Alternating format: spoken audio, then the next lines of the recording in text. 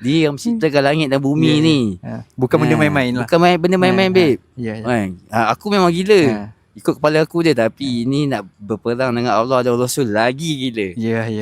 Memang tersentak, babe. Itu memang tersentak gila. Aku sampai aku dakwah lagi, Allah Ta'ala bagi nampak fitnah akhir zaman tu. Lagi aku dakwah sampai member cakap gila. Sampai aku duduk dalam gua setahun. Tapi gua tu ialah bilik aku lah. Tapi memang macam dalam gua lah. Aku tak, even dalam dengan family aku aku tak bergaul. Setahun. Setahun tu.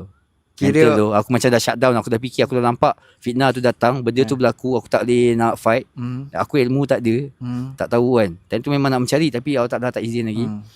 Lost lah. Kira macam bersuluk lah. Macam aku dah fikir aku dah malas lah apa nak jadi lah. Aku dah macam dah malas nak fikir, aku shut down otak aku. Aku malas nak fikir apa lah. Aku buat layan aku lah. Aku main game, aku tengok video. Setahun duduk dalam bilik je. Dengan Hidayat memang macam zombie lah. Ya tu.